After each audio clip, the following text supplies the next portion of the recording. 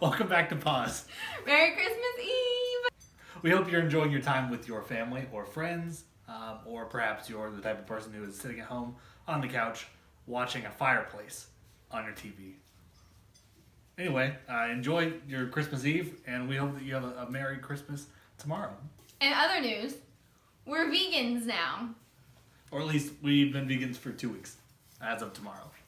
But also as of not tomorrow, because we're going to eat some other things, like chocolate. Yeah, tomorrow we're going to eat... Look, alright, can you see my stocking? You can. Both of them are there. My stocking is already full. You want to talk to you about the process. Yeah, we want to tell you what we have thought about being vegan. Mm-hmm. So it all began with this lady. I watched a documentary on Netflix called What the Health. Yep. Check it out. Very informative and kind of scary, but check it out anyway. It's really good. And then you had me watch the same documentary hours later, to which I watched with skepticism because I don't like to take things at face value. And I gleaned some truth from it, and I'm like, all right, well, maybe it's worth at least attempting a vegan lifestyle to see a vegan diet. It's not a lifestyle. For those of you who are uninformed, vegan is a step beyond vegetarian, so it means you're not just eating, how does English work? It's not just that you're not eating animals, it's also that you're not eating animal products. So that means no eggs, No cheese, no chocolate, no milk. no milk. Anything that comes from an animal, you're not eating. The meat was not a problem. We don't eat meat that much. Basically, we're chicken people. Yeah, we just eat chicken. We really like cheese. We really like chocolate. His ethics are out the window just because of cheese and chocolate. I don't want to eat animals, but I want to benefit from them. I mean, I don't like the fact that there are farms where that affects. We don't both like animals and factory people. farms. We don't like factory farms. We like local, nice farmers who let their animals live outside in pastures and walk around and who feed them good food that animals eat. So in all of that, it's a conscious thing that we're doing this for. It's not just because we're like, oh no, let's just not eat meat for no reason. So what have you gleaned from this 2 weeks without animal meat and animal products? The meat has not been a struggle because like Matt already said, we just eat chicken. Beef is already just gross and out the window anyway. And occasionally I have pizza with toppings on it. Yeah. I didn't think it was difficult, really. Honestly, I'm probably going to keep up with it for the most part. Like, not like 100% vegan, like maybe 95%. 95% vegan. Vegan. You won't get your vegan powers. The other, unfortunately. the other 5% will be used for cheese on top of pizza and Reese's Christmas trees. So chocolate. Not just chocolate. Okay, specific types of chocolate. Specific chocolate. Reese's chocolate and Lindor chocolate. Yes. But other than that, it was really fun. I learned about myself. I'm a picky eater, or so I thought, because we only ate new recipes this entire 2 weeks, and I was not scared to try any of them. From butternut squash to eggplants to anything else crazy? We had a lot. We had like Bell roasted cauliflower soup. A lot of soups. You're not a soup person. We had a lot of soup. We've had tofu, but we've had tofu before, so I like tofu. Tofu's good. Anyway, so my point in all of this is that I'm not a picky eater. I just didn't want to try meat. I guess somewhere in my subconscious I knew that animals are friends, not food. I think I'll probably keep up with it, just eat pizza with cheese. Every now and then. And so my friend who was like a vegan for a year, him and his wife, he recommended that we give ourselves cheats. So we went through this 2 week process of just eating vegan, but from this point on, I think we're going to allow ourselves some cheats.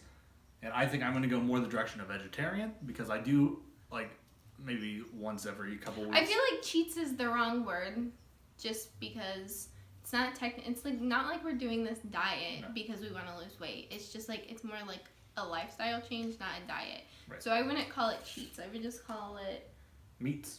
Oh my gosh. So Matt, tell us. What is in your heart right now? What have you learned? So I'm fine with the vegan food that we ate. Like all of it was good. Except for the one that we had tonight, which was really bad, which was the butternut squash soup. It was too spicy. It was very spicy. A big thing that I noticed was that a lot of the flavor of the food was bland. And so I'm picky when it comes to what my food tastes like and not necessarily what's in it. So I'm working on trying to figure out better spicing because I don't think vegan food is bland or it should be bland if it's cooked with extra spices. And so that's going to be my mission in my more vegetarian future. Counterpoint, I didn't think that the food was bland, so I really don't know what he's talking about. Counterpoint, I think I'm a super taster. So that's that. In terms of how my body felt, it felt really good because I have really weird stomach issues that I don't quite understand. I have a sensitive stomach, as Matt would like to call it.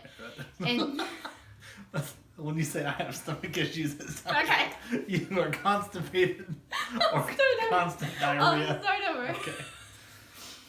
So I'm usually super bloated, like all the time, and like my stomach sticks out to the point where it looks like I'm carrying a baby, but I'm not. But these past 2 weeks, I haven't been bloated at all. The only time I was bloated was when I went and got coffee and I asked for coconut milk, but they gave me normal milk. So that was unfortunate. So my body really liked the changes of not having animal products. My stomach was just a lot more settled. It felt really nice. And that's why I said I'm mainly going to stay 95% vegan because I take how my stomach feels into a higher priority than anything else. I want my body to feel good. Right. And I didn't have any body reactions to the food that I was having, and I haven't had reactions from milk since I was a child and allergic to it. It's also been recommended to us that we stay away from processed food.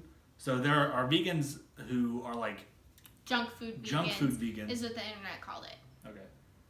So they have whatever they want. So it's fries, candy, all that, just all the time. And you can think of other processed food.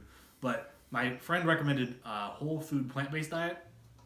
And that's what we're trying to do to the best of our ability. Obviously, if we have a pizza occasionally, it's not going to be that. But that's why I'm less strict about it because I think it's a general life change, not like a 100% life change. Right. Like you can change your life and still eat pizza like every 2 weeks. Right. It's if you invite us over to your place to hang out at some point in the future, and we're like, oh, we can't eat that. We're vegan.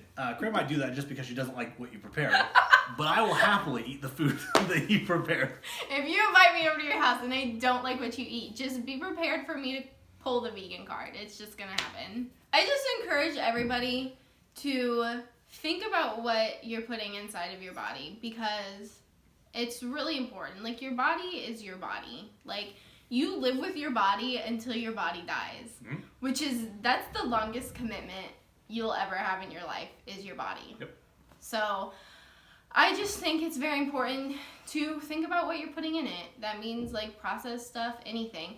And I've thought this for a long time, which is why Matt and I generally cook at home and do all that stuff. This is just taking it a little bit further. Yeah.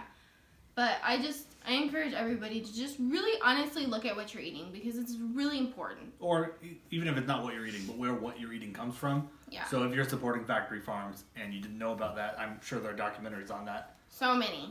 It will make you cry. And there are local farmers next to wherever it is that you find yourself in the world. Who you should give your business to. Regardless. And so if you choose to go down the path of meat or just animal byproducts, you can find local sources for that's going to be a higher quality than the overly processed crap. And it tastes better. Like, there's honestly a huge difference between buying meat that's just the cheapest at the supermarket or paying a little bit more from someone who is like being a proper farmer. The taste is really different. You can taste the animal's happiness. You can taste the animal's happiness. I am not joking. Side story, there's this local farmer here in Texas who has a shop downtown where he sells his meat, and I went and I bought chicken from there one time, and like I cooked it, we ate it, and Matt and I looked at each other, and it's like you can tell that you did not buy this meat at Aldi's or like the Walmart clearance section. So this entire Christmas Eve pause is basically us saying, hey, we've been vegan for 2 weeks and we're going to continue treating animals right. What up? I'm going to be vegetarian into the future. I'm going to be 95% vegan into the future. And I think we're going to be happy with that. And yeah. Invite us to your houses and we'll eat your food. Maybe. I've been Matt the Red. I've been Craig. Have a very Merry Christmas. Happy holidays! And we'll see you next time. Bye.